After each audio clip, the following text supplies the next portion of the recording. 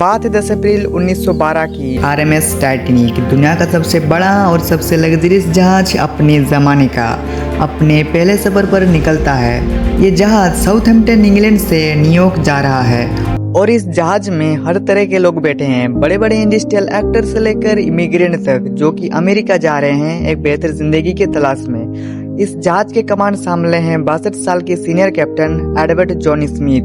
Passengers में, public में और मीडिया में बहुत एक्साइटमेंट है इस जहाज को लेकर। आखिर ना सिर्फ ये दुनिया की सबसे बड़ी 269 मीटर लेंथ में और 50 मीटर से भी ज्यादा ऊंची, इसमें जो लग्जरियस इस्तेमाल की गई है वो दिल दहला देने वाली है।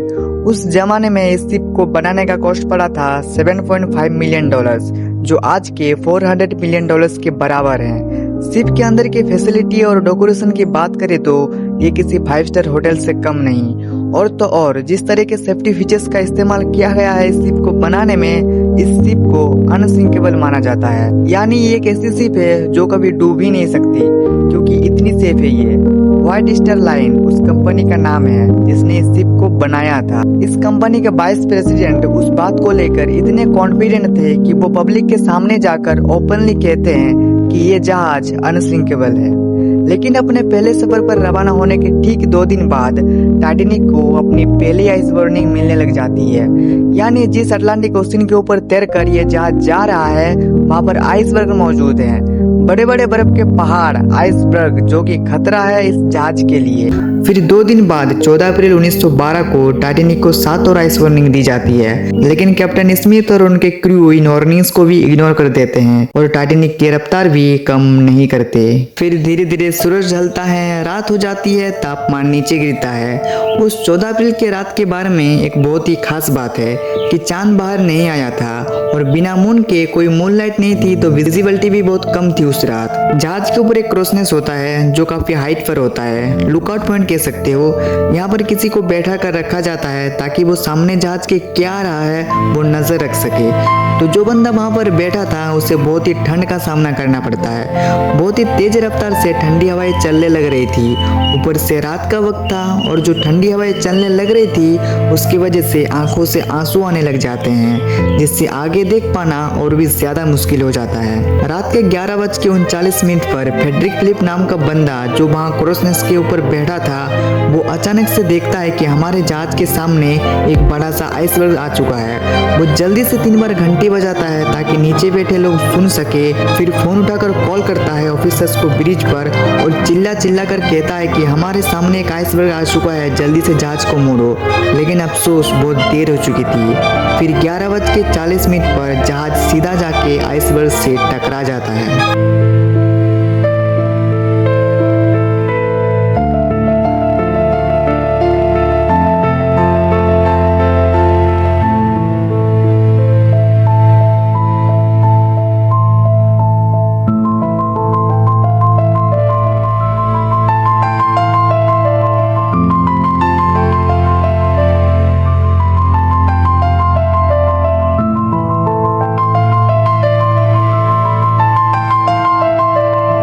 और ये आइसबर्ग भी कोई छोटा मोटा आइसबर्ग नहीं था। लेंथ में ये 200 बाई 400 फीट था, एक फुटबॉल फील्ड जितना बड़ा, और हाइट में ये क्रॉसनेस तक आ रहा था। आइसबर्ग के साथ ये टकराव टाइटैनिक के फ्रंट राइट साइड पर हुआ था। सीधे सीधे कहा जाए तो बो पर हुआ था।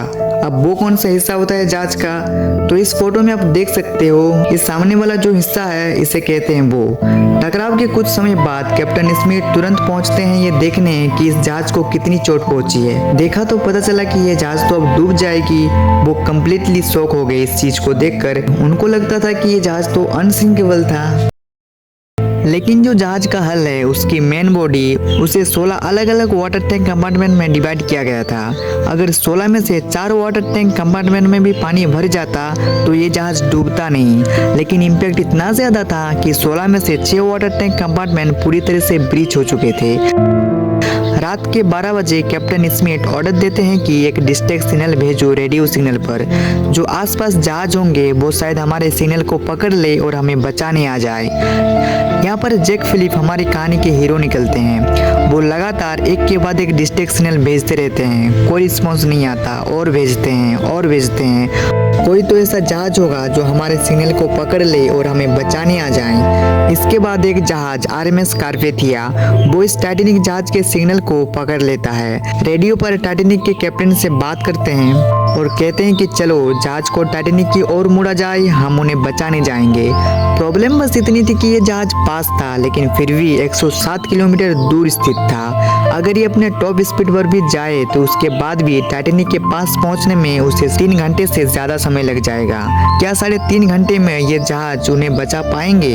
इसके बाद कैप्टन ऑर्डर देते हैं कि पैसेंजर्स को शिप में मौजूद लाइफ बोट में उतारा जाए, लेकिन टाइम के साथ साथ एक के बाद एक कंपार्टमेंट पानी से भरता जा रहा था। जहाज अब टिल्ट होने लगा कि आगे वाले कंपार्टमेंट में पानी इतना ज्यादा भर चुका था कि जहाज का आगे वाला जो हिस्सा है वो पानी के अंदर डूब चुका था।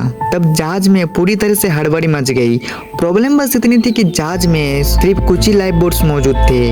रात के 2:05 पर आखिरी लाइफ बोट्स उतारी जाती है टाइटैनिक से, लेकिन अभी भी जहाज में 1500 लोग मौजूद थे। उसके बाद करीब 2:20 पर यह जहाज 2 टुकड़ों में बंटकर फिर पानी के अंदर चला जाता है। 3 घंटे भी नहीं लगे इस कभी ना डूबने वाले जहाज को पानी के अंदर डूब जाने में।